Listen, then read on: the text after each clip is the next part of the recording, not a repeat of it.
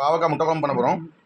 இன்னைக்கு இப்போ பாவக்காவை நல்லா வெட்டி எடுத்துக்கலாம். குருமா மாதிரி வச்சு அதில் ஒரு முட்டை 2 முட்டையை வச்சு நம்ம போட்டு எடுக்க போகிறோம். இப்போ பாவக்காய் வெட்ட போகிறோம். பொடிசாக நறுக்கி வச்சுருக்கோம். 2 ஸ்பூன் உப்பு போட்டுக்கிறோம். போட்டு ஊற வச்சுக்கணும். தண்ணியில் கொஞ்சம் ஊற வச்சுக்கிறோம். தண்ணி ஊற்றிக்கிட்டோம். நல்லா ஊற வச்சுக்கணும். வெங்காயம் வெட்டிக்கிட்டோம். தேங்காய் வெட்டி வச்சுருக்கோம்.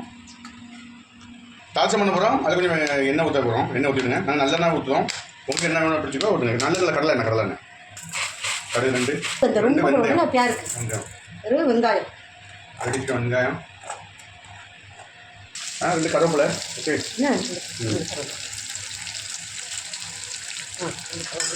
அதே நல்லா கொஞ்சம் தால்சம் பண்ணியாச்சா. இது நம்ம ஒரு கடாயில் வச்சுருக்கோம். ஒரு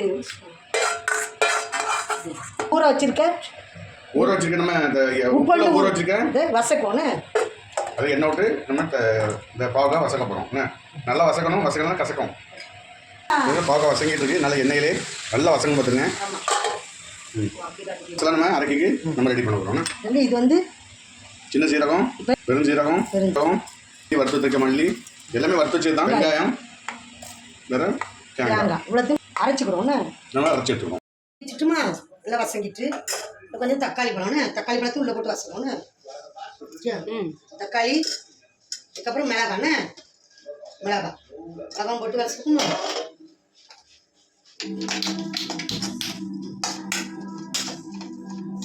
வசக்கிட்டு அதுக்கப்புறம் வசக்கிடணும்.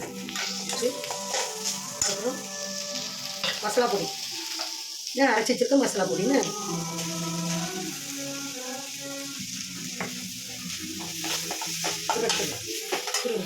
வசக்கிட்டு கரம் மசாலா சொல்லு பாப்பா. கரம் மசாலா கொஞ்சம் போடுங்க. அப்புறம் மஞ்சள் தூள் கொஞ்சம் போட்டுருங்க. காயப்பொடி போட்டுருங்க. கொஞ்சம் வத்தப்பொடி போட்டுருங்க. ஆச்சி மசாலா பொடி. இது ஆச்சி மிக்ஸ் மசாலா பொடி. இதுதான் இது வத்தப்பொடி போட்டுருங்க. அவ்வளோதான். நல்லா வசக்கிக்கிறோன்னு நல்லா வசக்குப்போங்க. அதுக்கப்புறம் புளி வருங்க. புளி நம்ம நனைய போட்டு வச்சுருக்கோங்க. புளி கரைச்சி ஊற்றுறோம்.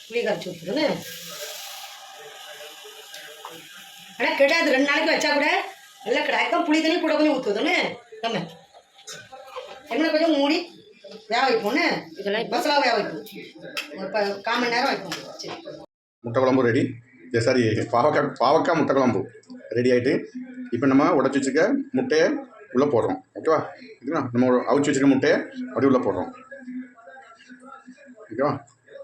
உடச்சி வைக்க முட்டையை உள்ளே போட்டோம். அதாவது வெட்டி போடலாம், வெட்டி போடண்டா.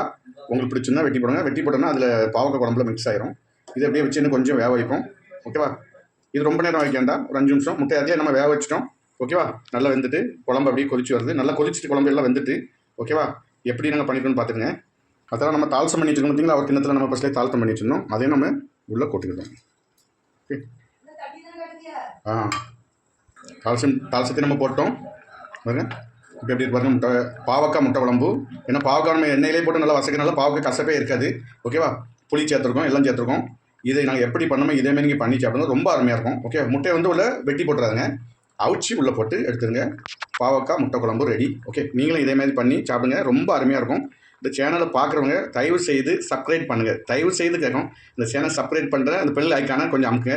எங்களுக்கு கொஞ்சம் சப்ஸ்கிரைப் வர மட்டும் ரொம்ப நாளாக நாங்கள் பண்ணிட்டு தான் இருக்கோம். யாருமே சப்ஸ்கிரைப் பண்ண மாட்டீங்க. பார்க்கிங்க, சப்ஸ்கிரைப் பண்ணுங்கள் ப்ளீஸ். தயவு செய்து நீங்கள் பார்க்குறவங்க அந்த சப்ஸ்கிரைப் பண்ணுங்கள். தயவு செய்து ப்ளீஸ்.